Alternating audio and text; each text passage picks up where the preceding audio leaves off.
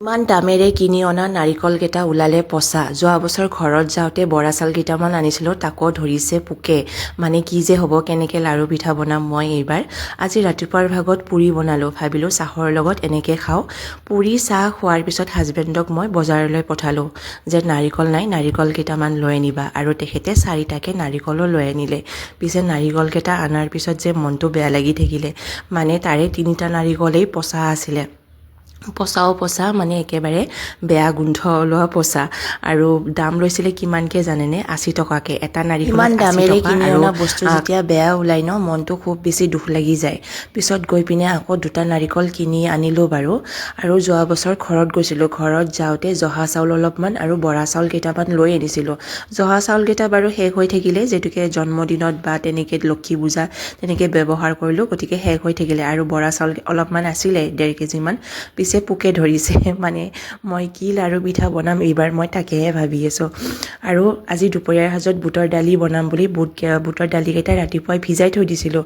পিছে বুটৰ দালিকেইটা নিসিজিলে, ইমানটা হুইচেল দিলোঁ, 4-5টামান হুইচেল দিলোঁ। তাৰপিছতো বুটৰ মানে আজি কি হৈ আছে মোৰ লগত ধৰিবই পৰা নাই। পিছত বুটৰ দালিকেইটা আৰু এবাৰ কুকাৰত দিলোঁ, দি পিনে ভালদৰে সিজালোঁ। দুপৰীয়াৰ সাজত মূলা, বিটৰুট, পিঁয়াজৰ তেনেকৈ চালাড বনালোঁ। যোৱাকালিৰে বাহী মাংস আছিলে, তাৰপিছত বুটৰ দালি আৰু লগতে আমলেট বনালোঁ।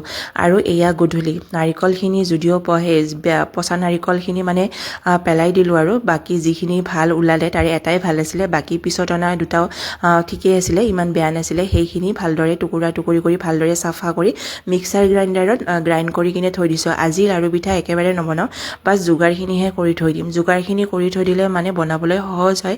অহাকালি মানে ৰাতিপুৱাৰ পৰাই বনাব লাগিম আৰু লাৰু পিঠা, ঘিলা পিঠাকেইটাও বনাব লাগিব। আৰু এয়া নাৰিকলখিনি এনেকৈ টিফিনত দি পিনে মই ফ্ৰিজত ভৰাই থৈ দিলোঁ। তাৰপিছত এয়া কেৰাহী এটাত গুড়খিনি গলাবৰ কাৰণে থৈ দিলোঁ, ঘিলা পিঠাৰ কাৰণে। আৰু এইখিনি গুড় পাঞ্জাৱৰ পৰা অনা। ইয়াতে তিল আছে, ক'লা নিমখ আছে, আজৱাইন আছে, জিৰা আছে, কালজিৰা আছে, মুঠতে ধুনীয়া চফ আছে। গতিকে মই এক্সট্ৰাকৈ আৰু ঘিলা পিঠাৰ মানে পিঠাগুড়িকেইটাত সেইখিনি বস্তু নিদিলেও হ'ব, যিহেতুকে এই গুড়খিনিত গোটেইখিনি বস্তু মিক্সে আছে। আৰু গলাই ল'লোঁ ধুনীয়াকৈ গুড়খিনি। আৰু এয়া পিঠাগুড়ি মই খুন্দি থৈ দিছিলোঁ, মানে সেই মানালীত যোৱাৰ আগতে পিঠাগুড়ি খুন্দি থৈ দিছিলোঁ, সেইখিনি ল'লোঁ। তাৰপিছত ঘিলা পিঠাত কিন্তু মই চুজি এবাতি, তাৰপিছত আটা এবাতিও দিছোঁ।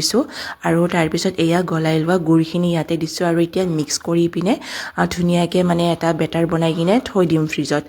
ইয়াতে কিন্তু মই নিমখ আৰু বেকিং পাউডাৰ নিদিওঁ। বহুতে ঘিলা পিঠাত কিন্তু নিমখ আৰু বেকিং পাউডাৰ দিয়ে। আচলতে ঘিলা পিঠা বনোৱা সেইটোৱে এটা টিক্স যে আগদিনাখন ৰাতি বা 12 ঘণ্টামান আগতে বেটাৰটো বনাই থৈ দিব লাগে, তেতিয়া ঘিলা পিঠাকেইটা ধুনীয়াকৈ ফুলি উঠে। বেকিং পাউডাৰ দিয়াৰ কোনো মানে প্ৰয়োজন নাথাকে। আৰু মই নিদিওঁ বেকিং পাউডাৰ, আৰু মই নিমখো নিদিওঁ, ধুনীয়াকৈ কিন্তু ফুলি উঠে তাৰপিছতো। আৰু এয়া বেটাৰটো ৰেডি কৰি ল'লোঁ। এতিয়া এইখিনিও মানে মই ফ্ৰিজত ভৰাই থৈ দিম। আৰু একেবাৰে শেষত বৰা চাউলকেইটা ভিজাই থৈ দিম। ভগৱানৰ নাম লৈ ভিজাব ওলাইছোঁ।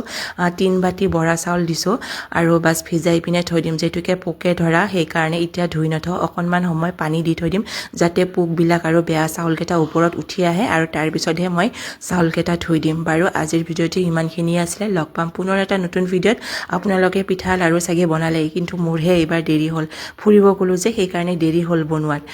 লগ পাম পুনৰ এটা নতুন ভিডিঅ'ত। অহাকালি পূৰা ব্যস্ত, আৰু মানে লাৰু পিঠা চব বনাব লাগিব অহাকালিলৈ।